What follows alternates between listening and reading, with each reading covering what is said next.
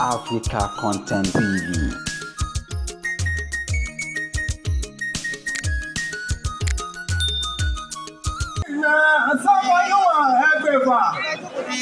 Ikú àìwọ́ ikú ọmọ kú àìwọ́ márùn-ún.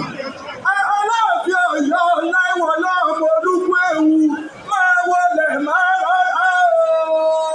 Ọdún pápọ̀ ọmọ bírò ń ká máa wọlé máa ràbà. Lónìí bàbá pé Lámídì ọba o. Ọ̀gá tá a rí bá a kápó lápò. Ọba tá a rí tá a kápó lápò. Ọba tá a rí tá a kó ọba lọ́ba tá a kó ọrùn lérí ọ̀parun. Nígbà ọ̀yá la kó bẹ̀sán kó lọ́wọ́ ẹ̀ sí. Àtẹ̀sán kó ò ní sọmọ rẹ̀ ní nǹkan kan. Aláàfin Ọ̀yọ́. Ọ̀gbìnàdó ọ̀rọ̀ sí wọn lẹ́kùnlé àti kí ẹlẹ́kùnlé ọ̀gbọ́dọ̀ yàjẹ bábá jọ̀jẹ ọ̀rọ̀ ní ọ̀dà. Mọ̀lá pé Lámídì ọba. Wọ́n pe Lámídì ọba. Èmi ò pè é bí owó ẹ̀rọ ọmọ àbírò ń kẹ́. Èmi ò pè é bí ọlọ́pàá àti wọ̀fà. Àgbàlá Lámídì ó gbogbo ọba bẹ́ẹ̀ lòmí lọ. Ọmọ àbírò ń kẹ́ o. Ẹgbẹ́ ọmọ ẹgbẹ́ òkòrè sẹ́ni wọ́n kìrọ̀ Ọ̀yọ́. Má gbọ́ bẹ́ẹ̀ bá ń relé Lámídì ọba. Lámídì ọba nígbà àtẹ̀wù. Ọba nígbà àtàtòkò. Ọba nígbà àwọn ayaba. Fáyẹmí ló dé. Àti bàbá wa ikú bàbá yèyé ẹ káàbọ̀ kábíyèsí. May I announce the presence and the arrival of the distinguished governor of Ekiti State, Dr. Kayode Fáyẹmí, Chairman, Nigeria Governors Forum for the Progressive. Shall we give His Excellency for all over Nigeria, all the Governors Forum. We welcome Your Excellency. Thank you very much. And we also welcome His Excellency Kiu Chen, Ambassador of the People's Republic of Nigeria to the Federal Republic of Nigeria.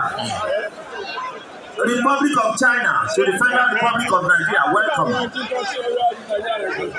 Follow.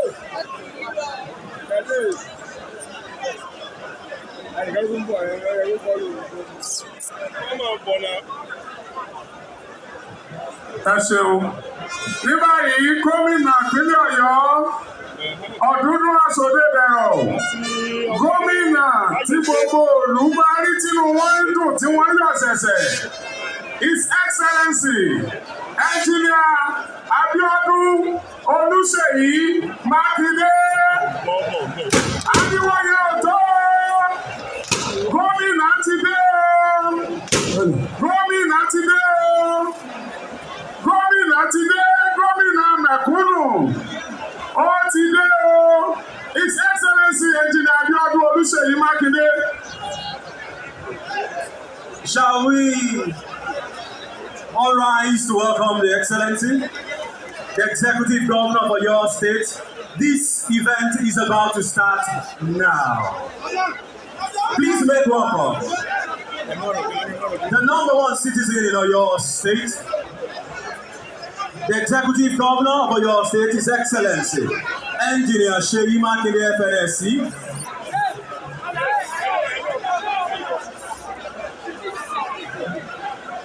He also has with him in the bus, we have the honor of the #2 citizen in Nigeria, Vice President Professor Yemi Osinbajo. A round of applause for him. And incidentally, Professor Yemi Osinbajo's son is the acting president of the Federal Republic of Nigeria. That's our most distinguished guest. We have the #1 citizen here. Welcome, acting president of the Federal Republic of Nigeria, Vice President Professor Yemi Osinbajo is here. He's been accompanied by the governor of your state, His Excellency Engineer Seyi Makinde FNSC.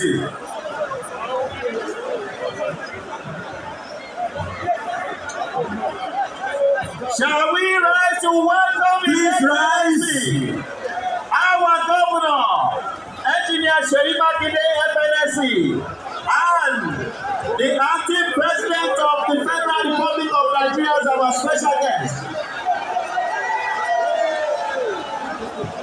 Ẹ jẹ́ kí á dìde láti kí gómìnà ìpínlẹ̀ Ọ̀yọ́ bí wọ́n ṣe ń wọlé pẹ̀lú aṣojú ààrẹ orílẹ̀-èdè Nàìjíríà, igbákejì ààrẹ orílẹ̀-èdè Nàìjíríà, ọ̀jọ̀gbọ́n Yẹmí Osinbajo tó ń gbélé fún ààrẹ orílẹ̀-èdè Nàìjíríà lọ́wọ́lọ́wọ́ báyìí. Ìyẹn ló ń sọ fún ẹ pé ààrẹ orílẹ̀-èdè Nàìjíríà ló ń wọlé pẹ̀lú gómìnà yẹn, agbègbè ààrẹ pẹ̀lú gómìnà ìpínlẹ̀ Ọ̀yọ́. Sẹ́nẹ́tọ̀ Mọ̀ṣúrà Ṣùgbọ́n náà tẹ̀lé wọn wọ́n wọlé ni. Nígbà tí bàbá wa ikú bàbá yèyé Aláàfin Ọ̀yọ́ tí àwọn náà ń lọ síbi tí gómìnà wà báyìí tí wọ́n jọ wọlé. Ẹ jẹ́ kí á dìde láti yẹ wọn sí. Ẹ ṣeun. Kúlẹ̀ tí wàá gba òkè.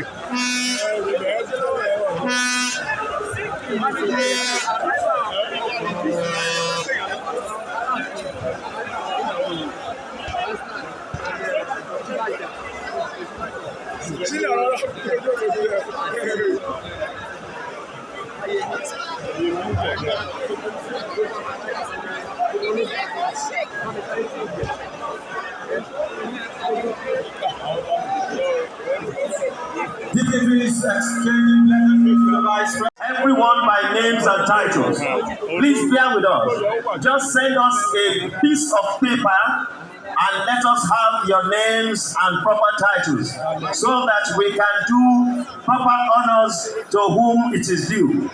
May I also welcome great defender of Nigerian nation, Rear Admiral M.M. Salami, retired but not tired. We welcome you, sir. We also welcome Brigadier General B.S. Keji, Brigadier General O.A. Fabiro, Commodore Matthew Teddy, Colonel R.A. Akpata, Colonel E.G. Adebola, and we welcome His Excellency Otumba Femi Pedro, former Deputy Governor of Lagos State, and we welcome also all the representatives of Asiwaju Bola Ahmed Tinubu, and Land Otumba Pedro is here standing in for Asiwaju. We thank Your Excellency, Femi Pedro, His Excellency.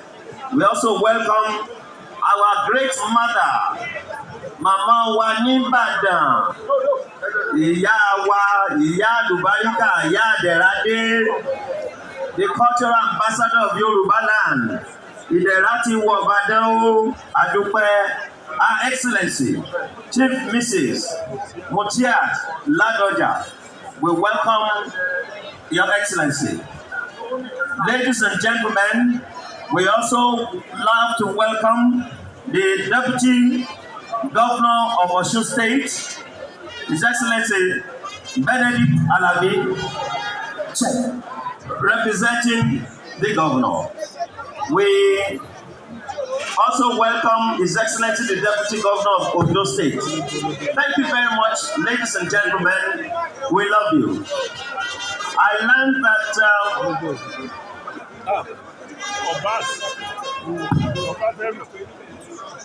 many royal majesties are here. As soon as we get the proper names and titles, we will do the introduction. Okay. We welcome Dr. Kentin Dashiell, DDG Partnership, representing the Director General, International Institute for Tropical Agriculture, IITA, Dr. Interaya Sanginga. Thank you very much for coming to honor Ibadan. Distinguished guests, ladies and gentlemen, may I announce the presence of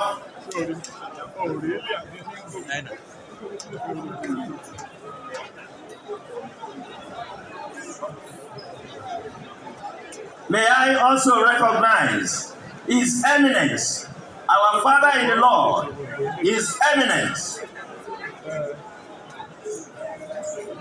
His Eminence, Most Reverend Sunday Makinde, Commander of the Order of the Niger, Prelate Emeritus, Methodist Church, Nigeria. Shall we greet Baba a round of applause?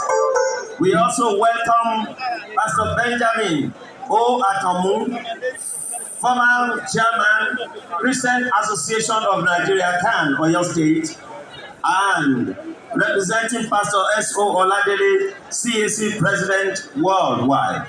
We also welcome Apostle Joshua Akinyemiju, retired PhD, CAN Chairman, Oyo State. We also welcome Bishop Daniel Oluwajimade, Christian Association of Nigeria, CAN, Oyo State, Director of State Issues and Social Welfare. We also welcome Pastor Adediji Olusoji Solomon, Olubadan's Palace Chaplain, and Very Reverend Dr. Adewale Adebiyi of the Cathedral of St. Peter's, Aremo, Ibadan, and Reverend Oluwagbeyiga Fabajo, Chaplain to Prelate Makinde. We welcome from Ugboland His Imperial Majesty, Oba Dr. Frederick. Ladies and gentlemen, we are happy to announce the arrival of the Ooni of Ife, Ọjájá II, Ọba Adéyẹyè Ẹnìtàn Ògúnwùsì. Ọjájá ti dé o, Ọjájá ti dé o, kábíyèsí àrólé Oòduà. Ọjájá II. Ọjájá II, Ọba Ẹnìtàn Ògúnwùsì, Ọọ̀ni tìlẹ̀-Ifẹ̀. Kábíyèsí o, kábíyèsí o, kábíyèsí o, kábíyèsí Ọjájá. Ọjájá rẹ̀ o, Ọọ̀ni tìlẹ̀-Ifẹ̀. Kábíyèsí Olúfẹ̀ tí yọ̀ ni. Àwọn àtàrí tẹ́lẹ̀ ládé o. Ọọ̀ni Ifẹ̀ Olúfẹ̀ tí yọ̀ ni. Ọọ̀ni ìṣà ní gbogbo rẹ̀ sílẹ̀. Ọọ̀ni Ifẹ̀ Olúfẹ̀ Ọọ̀ni ẹ̀rù jẹ̀jẹ̀ ní Ilé-Ifẹ̀ Adétàkùrẹ́. Ọmọ dúró àgbàlagbà tí ń bẹ nílé-Ifẹ̀ Adétàkùrẹ́. Gbajúre lòòṣà tí ń bẹ lálẹ́ Ifẹ̀. Ọọ̀ni Ifẹ̀. Ṣòkòtò jòkìrà ló ti mú fẹ́ wù mí, orí kodoro ló múlẹ̀ bàbá wọn tún mí lọ nífẹ̀ẹ́ Ọọ̀ni. Ọgbọ́n àjà wẹ̀yìn, èló ti múlẹ̀ ọdún fẹ́ wù mí, orí fífá kòndòrò, èló múlẹ̀ bàbá wọn tún mí lọ. Ọmọ dúró, mo fẹ́ wọn nífẹ̀ẹ́ kí wọ́n nífẹ̀ẹ́ o. Àwọn ọmọ ọlọ́dọ̀ kan ò bẹ̀rẹ̀ rẹ̀ o. Àwọn ọmọ ọlọ́dọ̀ kan tara. Ọ̀gá gbẹ̀wérete, ọ̀gá gbẹ̀wérete, ọ̀gá tẹ̀ kùlé ọtílẹ̀ ọ̀rẹ́ bàtà. Onígbàdá ojú irú ẹ̀wọ̀n gbọ́dọ̀ bù mú. Alábàjá bẹ̀ wọ́n gbọ́dọ̀ bù sísẹ̀. Onígbàgbọ̀rọ̀ kìí gbàgbọ̀rọ̀ lórí odò náà gbẹ. Ní bàbá tó bí ọmọ mo dúró.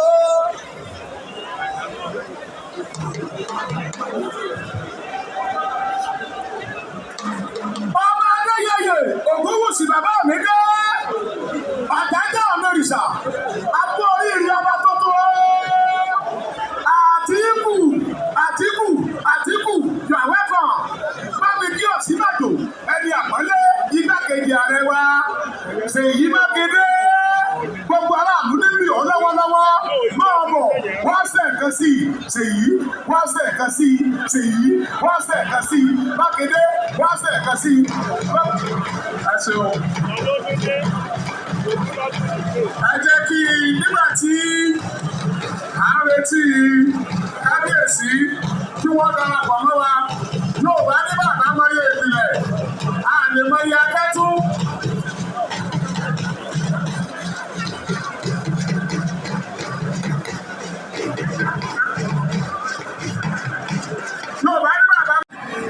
Atiku Yusuf Buratai, Commander of the Federal Republic. Welcome, sir. Please welcome the Ààrẹ Ọ̀nà Kakanfò of Yorubaland, Iba Gani Adams. Iba o, ẹ káàbọ̀.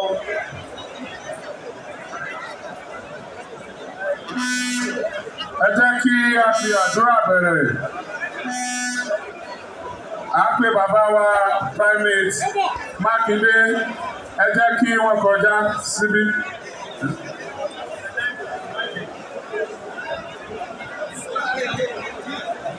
Bàbá wa Primate Emeritus Mákindé láti wá bá wa fi àdúrà bẹ̀rẹ̀.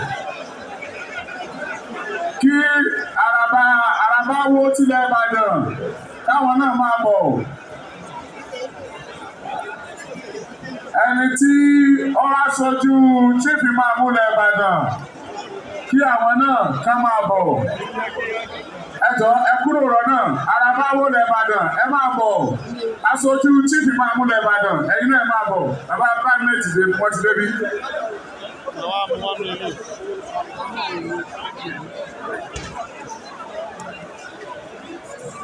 Ẹ jẹ́ kí a gbàdúrà. Olúwa Ọlọ́run Olódùmarè, a dúpẹ́ pé ẹ mú wa dé ibi ní ayọ̀ àti àlàáfíà lóde. Lójú ọ̀nà mi ní òfurufú mi wípé kò sí ìjàmbá kankan. A dúpẹ́ fún ọba wa ilé ìjọba ló pè tí abẹ́bí sí orí oyè lónìí. Oyè náà má jẹ́ kó gbóná mọ́ Olúwa. Lórí àlàáfíà lóde Olúwa. Ní abẹ́ oyè rẹ̀, ọgbọ́n Sólómọ́nì bá ní fún Olúwa. Òye Sólómọ́nì bá ní fún Olúwa. Ìlú Ìbàdàn ní àsìkò tí ẹ má jẹ́ kó dàrú Olúwa. Ọ̀yọ́ State má jẹ́ kó dàrú Olúwa. Nàìjíríà má jẹ́ kó dàrú Olúwa. Ìgbà rẹ̀ yóò tù wá lára Olúwa. Bá ní wà ní ọwọ́ ọ̀tún rẹ̀. Bá ní wà ní iwájú ẹ̀. Bá ní wà ní ẹ̀yìn rẹ̀. Bá ní wà ní ọwọ́ òsì rẹ̀ Olúwa. Olúwa Ọlọ́run Olódùmarè jẹ́ ká yé ọ lógo. Lónìí wà ní àárín wa, kí ìbùkún rẹ̀ kó máa wá sórí rẹ̀. Jẹ́ kó gbó, jẹ́ kó tọ́, jẹ́ kó ní àlàáfíà. Mọ́jọ fi àṣẹ lórí oyè náà. Mọ́jọ fi ọ̀fọ̀ lórí oyè náà. Lórúkọ Jésù Olúwa wa. Àmín. Bàbá Àràbá wó Ìbàdàn. Wọ́n máa bọ̀. Bàbá wa tí wọ́n jẹ́ àfáàgbà Ìbàdàn. Bàbá alága, kí àwọn náà máa bọ̀ báyìí. Bàbá àfáàgbà